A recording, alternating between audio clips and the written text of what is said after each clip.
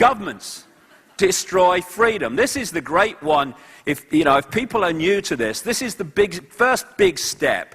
Governments are not there to serve the people. Governments are there to serve those that control the governments and enslave the people. That's what they're there for. Once we realize that, then a lot of dots start to connect. Men in dark suits, they're everywhere, these people. They breed. It's like luminous jackets. They're everywhere. Men in dark suits, front men for a force that I'll get into, who are running the system on behalf of those that control the system, and not for the people, which is why the decisions are against the interests of the people. It's real simple once you know what's going on. And they come from certain interbreeding bloodlines. You know, this guy is one of them.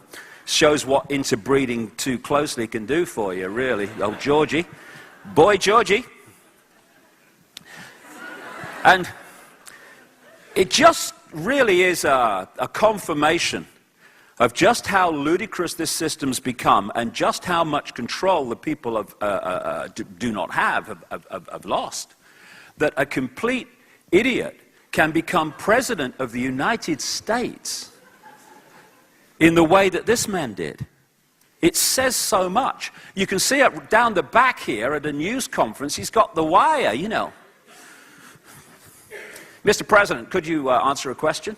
Okay, go ahead. Yeah?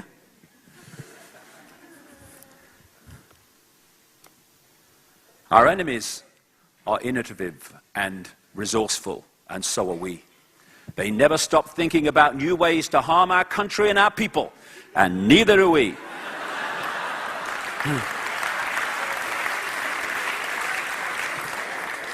President of the United States, the so-called most powerful country in the world, and that man can become leader. And now the power of persuasion. A man who was spawned from the most corrupt political system in America, Chicago, has become the Messiah for the world in the minds of so many people. When the guy is just the political equivalent of a used car salesman come in here to sell an agenda with a smile on his face.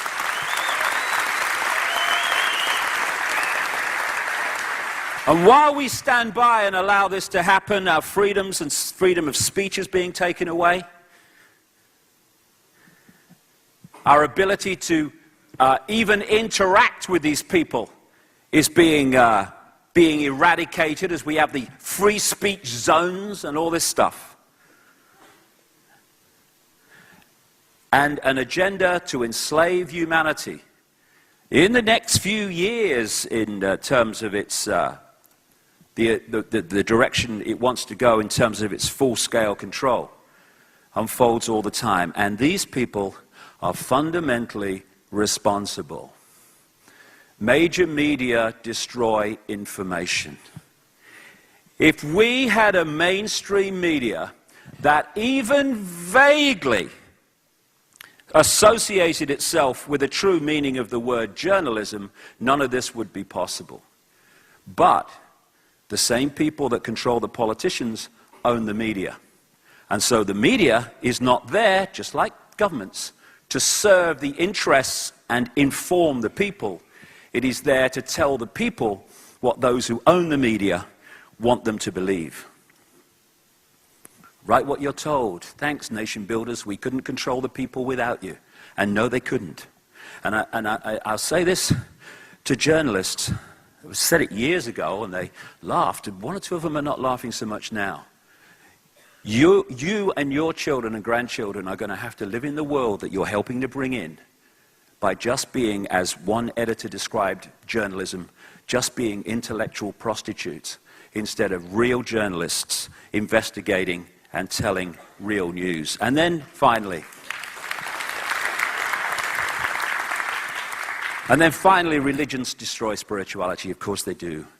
Because what my father used to call bricks and mortar religion are there to sell and enslave people within a belief system, and also to create division between different belief systems called religions.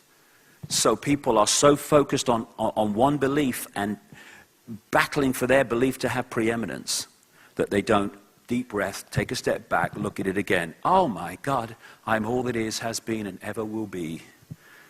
Religions are not there to find spirituality, for want of a word. I'm not sure I like that word very much. They're there to stop us getting to spirituality, overwhelmingly, when you get to the top of them. So we have this crazy world, and it gets crazier. The idea is to keep us so focused on survival. It's like that mass mind control manual that came to light a few years ago called Silent Weapons for a Quiet War, how to manipulate the population. And one of the lines in it said, keep them busy, busy, busy back on the farm with the other animals. So the more you can keep us in a state of survival, more and more stress. Look, mate, you might be saying interesting things, but I live in the real world, mate. Boom. That's the idea, to keep us in that state of stress. And we're now bringing it to younger and younger people. Kids under tremendous stress to pass exams, to show how indoctrinated they are in the system. Oh, must pass your exams. Oh, my son got sorry, I've seen it on car stickers. My son got so-and-so, so-and-so. I'm very pleased for you. By the way, he got it, you didn't. This parental glory-seeking. Oh, go, you've got to pass your exams. You're going to be a banker. Your mum wants you to be a banker. Pressure, pressure, pressure. Whatever happened to life? How do you spell happy, teacher? I mean, what's all that about? Do we ever talk about that? Are you happy? Are you fulfilled? You know, people, we have these measurements of success that are sold to us that we take on, and they're all about more and more and more. How many more people are this? How many more people are that? How many more people are this? How many more people have passed degrees? How many more people have got a mortgage? How many more people? And yet it's the other way that tells the real story. How few people are unfulfilled. How few people are under stress. How few people are ill. How few people are homeless. How few people are terrified of the future. These are the measurements of a success of society, surely, not more and more and more.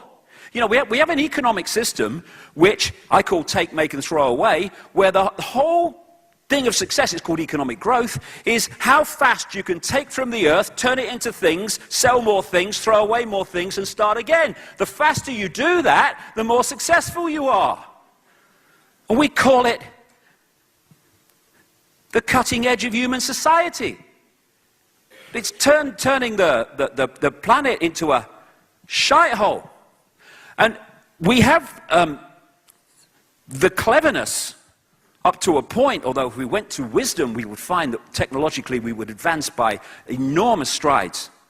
But we have the cleverness through mind at the moment to create some amazing technology. Things that could make the world a better place for everybody. But we use that technology to pepper bomb cities full of civilians.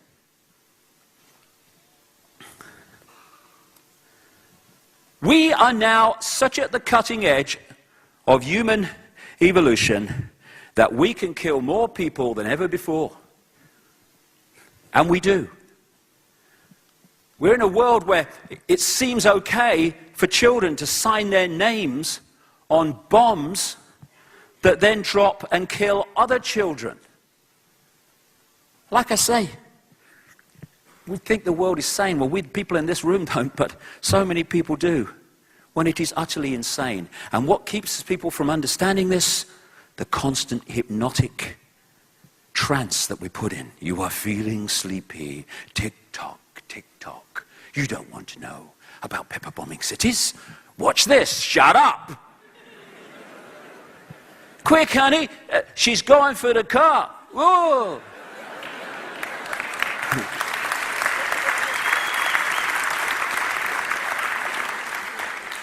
We live in a world of plenty, and yet people starve for the one